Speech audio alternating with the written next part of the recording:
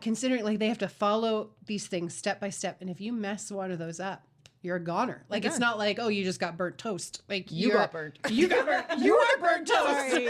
Do you read a recipe on how to toast bread? Yes, sometimes. Shut up, Shanna.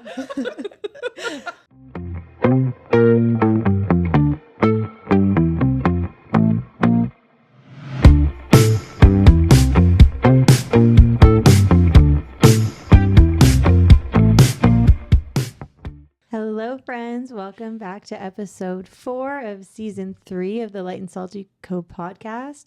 We've been reading through the Bible, one book a week, and we're in the Torah still. Still there. This everybody's week we're, favorite book. Yeah, everyone's favorite book, Leviticus. So good. I actually She's do have not a friend kidding. who this is legitimately his favorite book. Me too. He She's loves sitting teaching the right Bible. beside I was me. going to say, I also have a friend. No, I'm not even talking about Heidi. I'm talking about this other. He literally quotes it all the like it's his favorite. it. Well, not quotes it, but like it's his literal favorite book. He loves teaching it and he talks about it constantly. So it's for some people. Yeah, for Heidi, she agrees. So hopefully by the end of this podcast, you go into it excited to read it and come out loving it too. At Right? the very least, just don't skip it. Yeah. Yeah. Small goals. It's Yeah. important to read. And it feels good once you've done it the first time. You're like, finally. Because I don't know if anybody else is like me, but I went to start to read the Bible front to back probably 7,000 times and got through Genesis and Exodus and then went, nah, this isn't for me. That's the end of it. Well, I think that part of it too is I know we've mentioned this in the past where it's like, just get the bigger picture. It's like, don't get caught up in the details of it. Like, again, if you're studying it in depth, sure, be focused. You want to focus on the details, but like, if you're just reading through the Bible, don't get caught up on the little things. Which we're going to talk about today is more the bigger picture of Leviticus and, the bigger ideas around it that are actually really amazing. Yeah. But yeah, Heidi, do you want to give us your elevator pitch as to why we should love Leviticus? Yes, I don't know how much of an elevator pitch it'll be, but we'll get As in it's going to be long? Yeah. It'll be a bit longer than an elevator pitch. I do love Leviticus. I mean, I'm going to be honest. It's not like, I'm like, I feel like something extra devotional today. I'm going to pick up Leviticus. But I think when you get the heart of it, it just is so beautiful. Yeah. And I know like it's often kind of the butt of jokes of like, oh, we're in Leviticus. How boring, how crazy, how weird. But yeah, like it's important. It's an important one. Also, it's a book that a lot of people take out of context. Yeah. So I think, especially when they're trying to be like, what about Leviticus X, Y, Z, whatever, right? And you're like, Why do you follow that law? Yeah. But you can still get a tattoo, Right, or you can yeah. cut your hair, and or you're just like, oh, yeah. So understanding it is important, but it is pretty heavy. It has a lot of laws in it, but like I said, if you just when you read it with the knowledge of having Jesus, I think you just gain such a more of appreciation for him and what he's done for us. And so, we all know, everybody that's a Christian now is like grateful for what Jesus has done to save us, but we have no idea what it would be like to live without him and the requirements of the sacrificial system and how that was part of their life. And I mean, we get it real good with Jesus, you know. And it's also the reason why we need him. Like if you never read this book, right, you don't know, appreciate exactly. you don't actually appreciate what Jesus has done and what he's fulfilled, so that Absolutely. we don't have to be doing this. So to really fully appreciate the gospel and what Jesus did, you actually need to read this. You need to understand Leviticus. And even understanding like when you read through the rest of the Old Testament and like why God's angry at the Israelites or why, or why he punishes them or why he kicks them out of land. Like you actually need to know what he asked of them and what they agreed to. Right, exactly. So that you're like, oh, okay, no, this is fair. Yes. Okay. So it is a really important book, even in the bigger picture of the Bible that way, to actually appreciate anything that comes after it or understand it. And also to show how much God loves us. Yeah. Right? Like I decided to get into a Leviticus discussion with my 6-year-old last night. Of course you did. Right. Of course I did. And so we were talking about animal sacrifice and things. And she's like, well, what kind of animals? It's a lovely bedtime story. And then she's like, oh, well, but what if you didn't have those animals? I'm like, that's a great question. So not everyone could afford like a ram or a sheep or something bigger. So God even put in place that you could sacrifice a bird if you couldn't afford it, because God loves us so much that he put those rules in place, but he also made it so it was still attainable so that everyone can do it. So yeah, it really shows God's goodness in all of it. Yeah. So when you're reading through it, just keep in mind, like, do your best to put yourself in their shoes and like how desperate you would be for a Messiah. Like they don't have any other. This is the only way to have God's presence dwell with them. Yeah. So in this book, we see God is teaching he's holy, and that is very key to understanding who God is. We have already said that the Bible reveals God's character, and a major part of his character is his holiness. And I think we sometimes brush past that because we want to just focus on the love. And to be holy means to be set apart. Yes. So it's unique. He's unlike anything. Yeah. He's set apart. Just for Yeah. people who don't know what holy means. Right. Yeah. So at the end of Exodus, freshly ending that book, we see while God is in his tent, no one can enter it. Moses can't enter because of God's pure holiness. And so God's people are tainted with sin, and it's dangerous for them to even be in God's presence. We kind of talked about that in season 1 of our podcast about even though God's presence is good and he's love, his holiness includes judgment against sin. Like he can't be perfect and righteous and just without judging sin. And so it's not safe to be in his presence if you have sin. And so this is where Leviticus comes in. It's just like an in-depth law code showing, like Chelsea said, how the Israelites could live in God's presence. And so why I think this is so beautiful is that it just shows how much God did want to dwell with his people, that he would give them such in-depth rules in order to be like, this is how you can safely be with me. You got to figure out a way for you to be in my presence. Because I mean, Eden was designed to be walking with God, you know, and unfortunately sin entered the picture. And so God's like, okay, we're going to get back to dwelling with. At least as close as possible, right? Because even at this point, they could only enter the Holy Holies once a year. But this is as good as it could get. Before Jesus. Yeah. So he wants to live with them, but nobody could in their present condition. They have to be clean and they have to be holy and pure, just like God is, in order to be safe with him. And so that they have to trust the law. They have to trust that this is going to allow that this is God's best for them. Like I think in our life, there are other things that come up where we have to trust that whatever God's doing in our life is his best for us, even if we don't understand how that could be. And this was their version of it. They had to trust in the system. And so the law is about God making a way for just a close communion with his sinful people. And ultimately they all we'll talk about how they point to Jesus, but it does point to how Jesus is the only one that can truly cleanse us and save us. And so I just love how like God couldn't be with his people because of how imperfect and sinful they were, but he wanted to dwell with them so badly that he's like, we're going to find a safe way to do this. And so the cool thing is that it worked. Like we see that at the beginning of Leviticus, God calls Moses from the tent. And then at the beginning of Numbers, which is next, God calls Moses in the tent. So we know that Moses... Way to make a spoiler, Heidi. I know, sorry. Well, now you have to read Numbers. But now you know that reading Leviticus is beneficial because it worked and God knows what he's doing. Yeah. Yeah. Totally. So we're not reading a book about how to train up to be like, you know, this law-abiding citizen. Yeah. So don't approach Leviticus like a behavior manual. I think that's where a lot of people get it wrong, where they take it out of context, is they treat it like a behavior manual. Erin is going to share about the literature and everything behind it. So just remember, the only reason why we don't have to do any of that today is because like Jesus allowed God's presence to be in us, you know? So yeah. Like I remember the first time that you, Heidi, explained it that way to me, and it was like mind blowing because I don't know that I'm on the same page of like, it's my favorite book. You know, it's still a slog it's not my favorite to read. But it did, like I have cried through reading Leviticus before because, you know, most of the time without knowing that, you go to it and just think it is just like a rule book, and like God could just not have rules, so he must be a mean God if he's putting all these rules in place that they can't even follow. But it is that idea that we can't even be in his presence because it's not safe. And so he wants to make it safe. And I know I'm going to give a really goofy example, and it's going to reveal maybe a slight lapse in my intelligence a few weeks ago. But it just, I remember thinking, oh, this just is kind of like us in God's presence without the blood of Jesus or the blood of a sacrifice back then.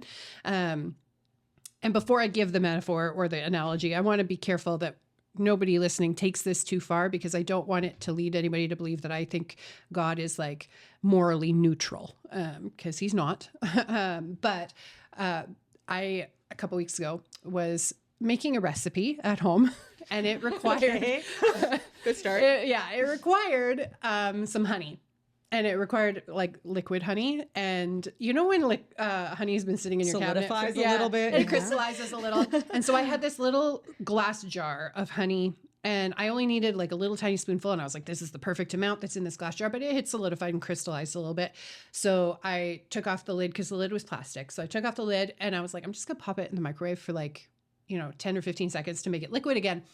And as soon as I pushed start, all of a sudden it looked like my entire house was about to explode, because it was like pop, pop, pop, and all these sparks were flying in my microwave. And I was like, label on and it? there was like, like on pill bottles or on things where you peel the, so it was unopened jar. No, it was open. And, but there was the tiniest speck of foil still left on it. And it made me think like that Tiny any was dangerous. speck of sin, it's not safe to be like, it's not like, and that's why I said, like, I don't want anybody thinking like, I think God's a microwave and has no morals and is just totally neutral. He's morally perfect. Right. And that's why any even slightly speck of sin, we can't, it's destructive. Yeah. We will explode. So yeah, it made me think of that. Anyway. I'm not going to lie. As you were telling the story, I did not see how this was going to come together. You pulled it. Yeah, you landed that plane well. Yeah, that's good. Well, and I was just like, oh, should I admit on the interwebs that I put metal in the microwave? But you didn't know. You didn't know. On purpose. I didn't, like, and it was so so tiny. tiny. I'm gonna put little this metal. Yeah. It was in the microwave. the tiniest little speck of it left over So from. interesting. Yeah. So that's good. Anyway, like Heidi said, Leviticus is still considered overall narrative in genre, but there is some additional ways that we can think about reading the law and how to make sense of it. And so there was three types of laws in the Old Testament, and mostly in the book of Leviticus. Those were moral laws. So those are like timeless. They still apply today. They're objective truth. So those don't change, kind of thing. Then there were civil laws, and those were more laws around like criminal laws, family laws, laws around land and who gets it and who's entitled to it, things like that. And then there were ceremonial laws. So those are like the things like the sacrifices that they would make in order to cleanse themselves of sin to safely enter into God's presence. And so you'll often hear people that are against the Bible say, well, how come you guys follow this law? But like we said earlier, but you can still get a tattoo, or you'll still cut your hair, or you'll still wear clothing made of two different materials. And there is a reason. It's not, we aren't cherry picking. We're not just like picking and choosing, what we follow and what we don't follow. It's that moral laws are they're objective truth and objectively moral. Right. And so, often they'll say, you'll hear some Christians say, like, if it's not repeated in the New Testament, we don't have to follow it. And that's not entirely true, because like there are just certain moral laws that committing those acts would be morally wrong, and aren't necessarily repeated in the New Testament. Like it's not repeated in the New Testament that bestiality is wrong. But it's wrong, guys. Yeah. Like, don't do it. And it's going to be wrong until the end of time. That's not something that was fulfilled. Right. But the ceremonial laws of like sacrifice and things, like as Shanna will share later, that was taken care of by the ultimate sacrifice. And then the civil and judicial ones, those change with the times, right? Because those we're living in a different culture and different, and so those were also fulfilled. So anyway, when you're reading through law books like Leviticus, or just even law sections, like there's laws talked about in Exodus a little bit, there's some in Deuteronomy and Numbers. So things that you kind of want to keep in mind, like questions to be asking yourself is, do these laws imply a call to holiness? Which of the three types is this law? So like I said, if it's moral, we still follow it. If it's civil and or ceremonial, it's most likely been covered. And we no longer have to follow those. But also thinking about, can you think, and this is kind of touches on what Chelsea said earlier, is can you think of any stories where these laws were upheld or broken later on within the Old Testament or New Testament? And that'll help explain what happens in those stories. Like, why does God send them to exile? Why does, why do certain things, why is there famine in the land? Why is there, like, why are these things happening? If you start to look at where the Israelites upheld or broke the laws. And then also just kind of start to keep in mind, how might this law that you're reading be fulfilled in Christ? And I think too, like part of it to keep in mind, like when we want to read the Old Testament through the New Testament lens, in a sense, is like, these actually weren't even good enough. Like when Jesus comes, he's like, Moses said this, but I say to you, like, I'm gonna up it. Yeah, I'm gonna increase it. So like, or like, not just even increase it, but get to the heart of it. Like, what is the heart behind this law, right? So like, God wants us to be in his presence, and he wants us to flourish, even in our relationships with one another. Like, it's about having a society and a culture that, like he says, love your neighbor as yourself, right? So it's like, that actually loves one another, and sin breaks not just relationship with God, but with others. And it just causes damage. And so, again, even thinking of this, like when Jesus comes, he actually says, if you think all these laws are like hard, Jesus actually ups and is like, actually to really fulfill it.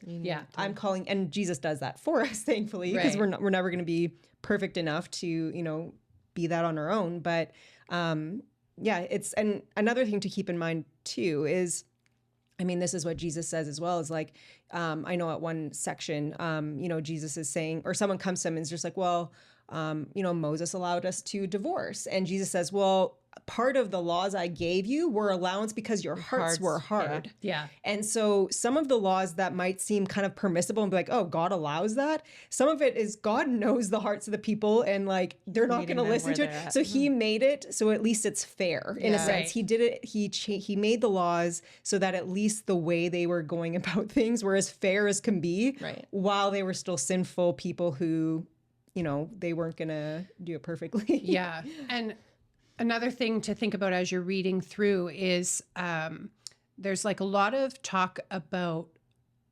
sin. And then there's also a lot of talk about cleanliness versus uncleanliness. And uncleanliness, it's important to remember, uncleanliness and sinfulness are not always the same thing. So there are things that make you unclean and are sinful, but something making you unclean and not being able to go into God's presence doesn't mean you were sinning. So like they do say, like a woman who's on her menstrual cycle is unclean. Well, she's not sinful because she's having her period.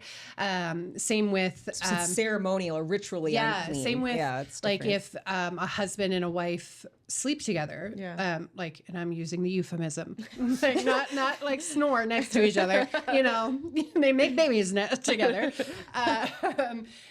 Then they are also considered unclean until the end of the day. And it's not as long as it's one wife and one husband and they're married, they weren't doing anything sinful. But there's some sort of thought around those things are symbols of loss of life. Those certain emissions that come out of a man and then shedding of our uterine lining. But also keeping in mind that a lot of this was to help keep them holy, which is to be set apart. So they were supposed to look different than the surroundings. And a lot of the religions around them at the time were hyper sexualized and were very much like sex was a part of how they Worshiping worshiped their their God. And so this is also a way for God to say, no, we do religion differently, and this is going to be separate. So that what you do in your bedroom is not sinful, but It's that's just for not- you and your wife. Yeah. Like, that's not how you're going to worship me.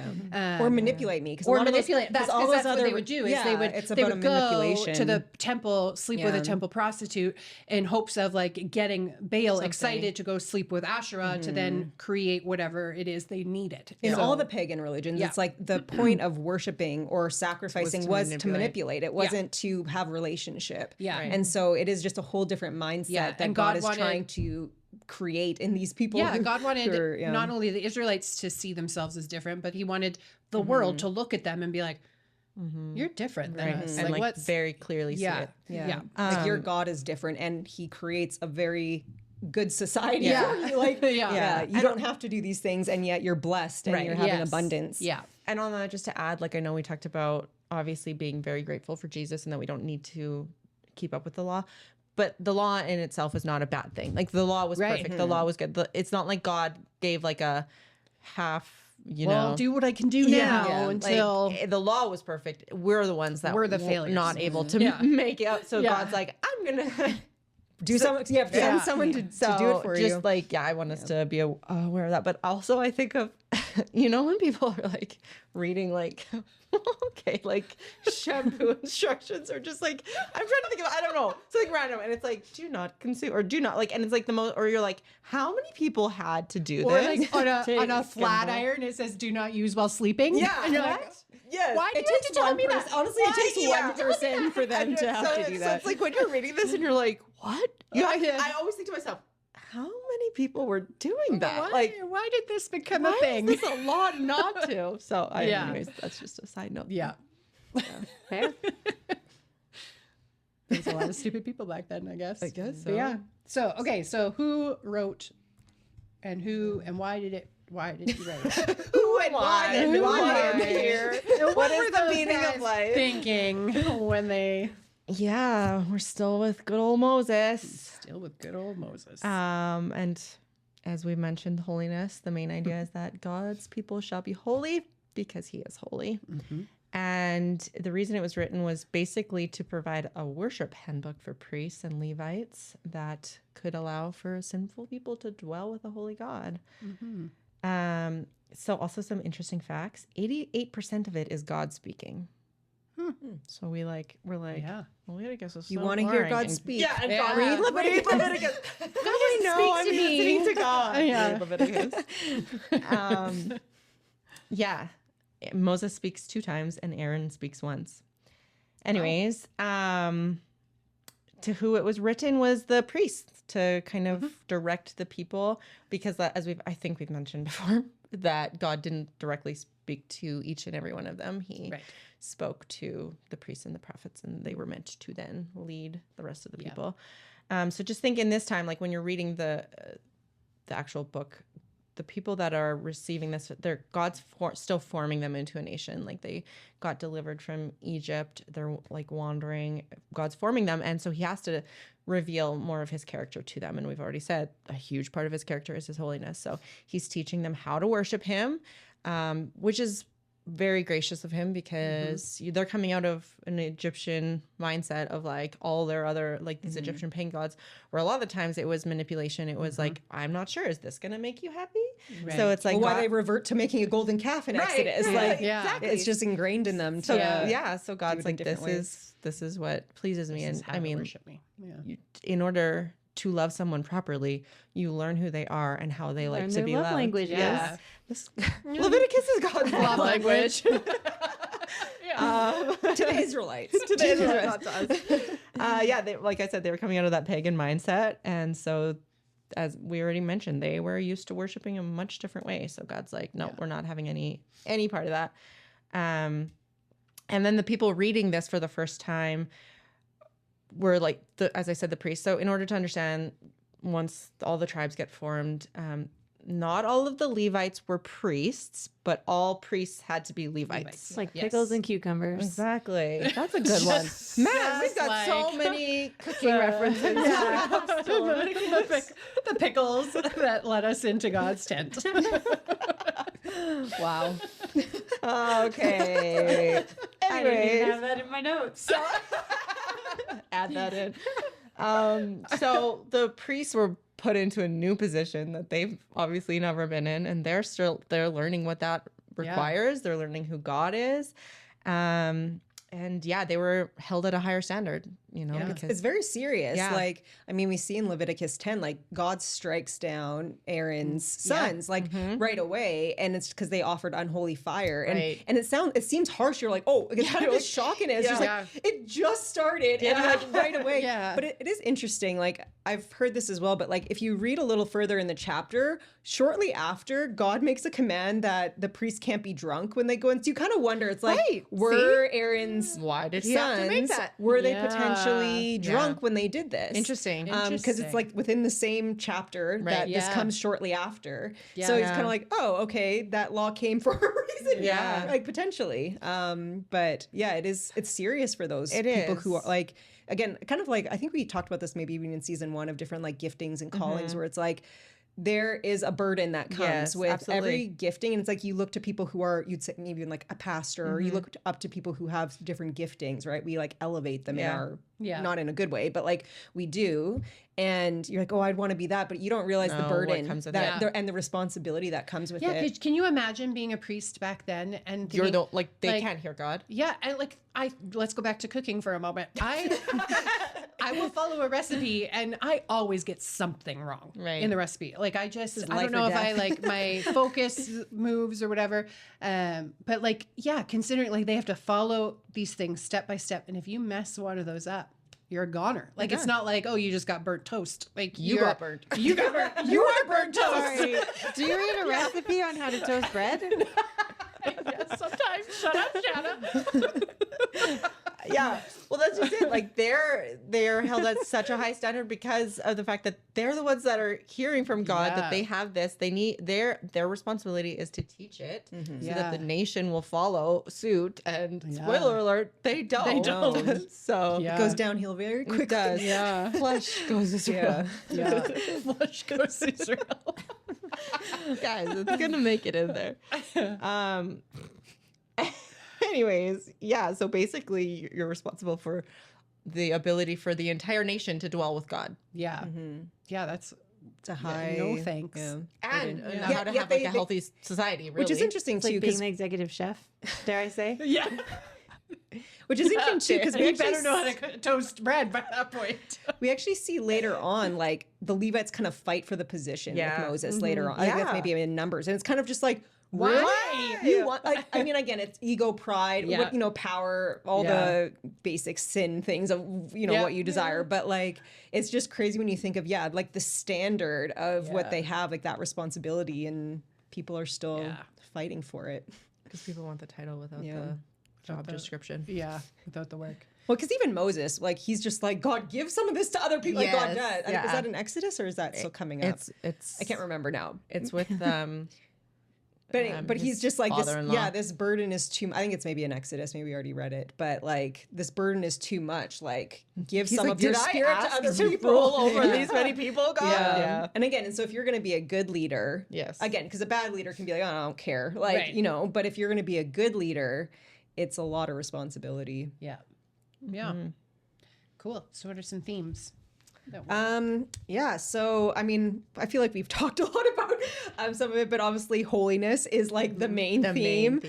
Repeated many times. And again, not even that God is holy, but that we need to be holy as God is holy. And so like obviously through Jesus we're made holy, but for the Israelites living in this system, so atonement is another theme to look for. So again, because of our sin, we actually deserve death.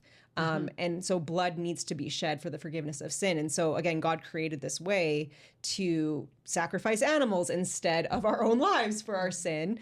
But just I always found this like interesting, was like part of the sacrificial system is that you lay your hand on the animal that you're sacrificing. Like you're transferring your sins. And like, Right. I mean, how often? Because it's like you sin a lot. So it's like, I can't imagine how busy these priests were. Because like, what do you think? But like, Seriously. but just like I think we can lose or take for granted, the sacrifice of Christ often as Christians. But like, if you every like day were going and like laying your hand on this animal being like, oh, this is actually should be my life that is being taken right now. Yeah. But this animal's taking my place. Like I feel like it would just resonate a lot Yeah. more with you. Yeah. Like it would just be more real. So yeah, atonement is obviously a huge theme. Purity, sacrifice, all these again things we've kind of talked about, the priesthood.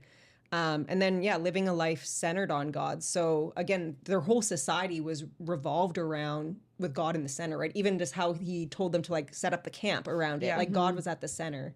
And so, I mean, again, that goes towards us too today. It's just like our lives should be centered. Like everything we do should overflow from our relationship with God and how we treat others and how we conduct ourselves. Everything should. So, but we yeah, should be able to be spotted as different, set apart, like yeah. not because of the choices of our clothing and like no mixed materials, but because set of how we're apart. living. Yeah. And that was the whole idea of and to be a witness. Is to be a recognized witness as being there's something different about them. Yeah. And so again, all of those core themes are like the heart behind these things completely still applies to us today. Yeah. And so it is a very, relevant book for us to be reading. But yeah, I think I wanted to mention, kind of what you said as well, Erin, was just that like, again, the unclean aspect. So again, the purity that comes from it, it's not necessarily always sin. Right. So just again, noting that, right, when you're going through and it's like, okay, is this actually a sin or is this just something, that makes me impure for a certain amount of time? Usually it's just to the end of the day. Yeah. And you just have to wash with Yeah. water. Like it's not like it's this, oh, you can't be in God's presence for, Right. forever. But I think those are kind of the main things that I want to mention. Also, something interesting through it, because like, again, we focus on the people a lot, but also how God highlights the land. Like even when he, the people he warns them, it's like if you disobey and you're exiled, it's the land will get rest. Like God is about rest. Like the Sabbath is, a major theme, obviously in Leviticus as well. But even like the land was supposed to have rest, and like this, with the Jubilee, like people were supposed to be freed every 7 years. There was a return, but then a complete.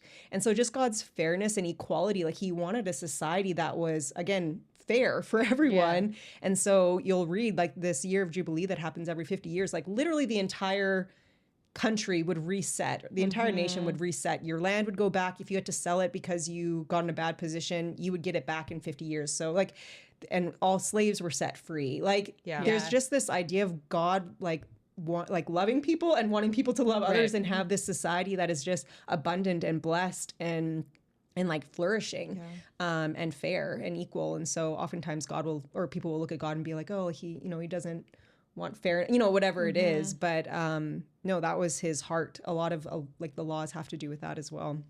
Yeah. And seeing like reading and to keep in mind to try and see the heart behind everything. Because like, as we've mentioned before, even if it doesn't apply to us today in like the actual follow through Letter of the law. the heart behind it. And that's where the Pharisees went wrong, is that they built like a fence around it where they were like, oh, don't work on the Sabbath. Okay, what's considered work? Yeah. We can't spit, we can't walk this amount of steps. Like, so they're adding to it because they're missing the heart. God wanted you to rest, so it's like, look at the heart behind everything, and then you'll understand like that's why it's not that Jesus was against it. He was against he wouldn't be against people following the law. He was against the reasoning why, like the fact that they missed it. They missed the heart of it. And there's just there's one passage too that or like a verse I love where it's in 26:12, I think. And like basically when God is like setting this, I was like, if you do these things, like I will walk among you. Like there's just that, which brings you back to the garden. Like God was walking with Adam and Eve in the garden, like this idea of like, I'm with you. And that's what this is hopefully supposed to bring about again, is this like, I will walk among you and be with you.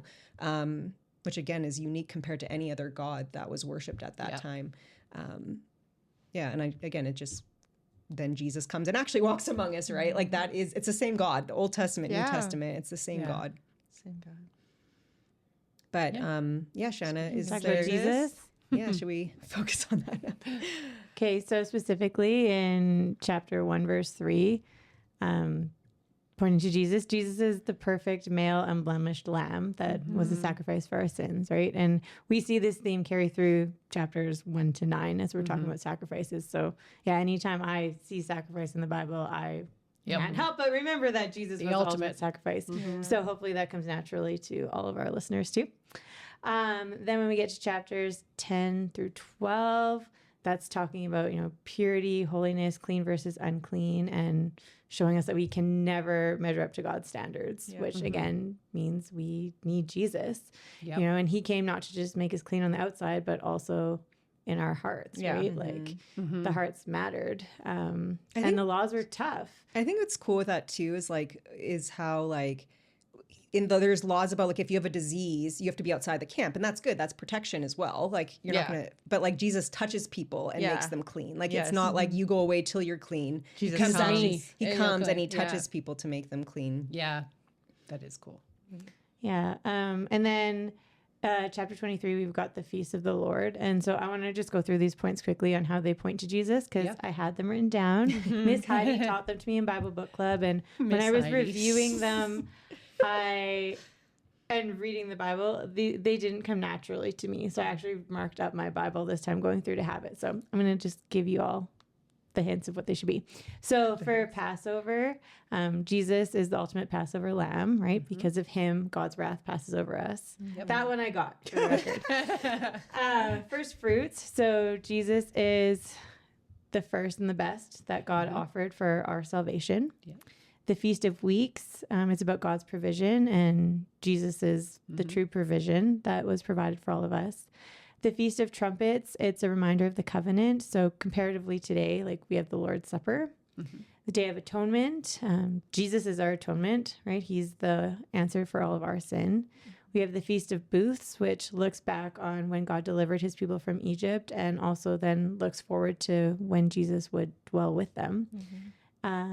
And then chapter 25. So done with feasts. Sorry, my notes are weird. Okay, last Jesus point I wanted to talk about. So chapter 25, we have the year of Jubilee. So in Luke 4, Jesus talks about the year of the Lord's favor, which is also known as Jubilee, right? And so he talks about how it's been fulfilled because of him. So when you're reading the year of Jubilee, Jesus references this in Luke 4, and yeah, I love the links between Old and New Testament. So anybody else have something to add before I close with the key verse? So we're going to read it this time, right? Yeah, we're going to read it this time. Like we've said in previous episodes, if you're marking through your Bible as we go, we're going to point out some verses for you in each book. But the key verse in Leviticus is chapter 20, verse 26. And you will have heard Chelsea reference this quite often throughout this episode, but it is, "You shall be holy to me, for I, the Lord, am holy, and have separated you from the peoples that you should be mine." So, I love it. Sums up the whole book in one sentence. So we're to be holy as he is holy, and he chose them. Like we're his. Yeah. It sums up our existence as a believer. Yeah. Yep. Sorry it took us 37 minutes to tell you all that. That's because of the new genre. We're going back to short ones next. It's okay. We love Leviticus. Yeah, Leviticus is the We favorite hope you book. all do too. All right. Enjoy. Bye.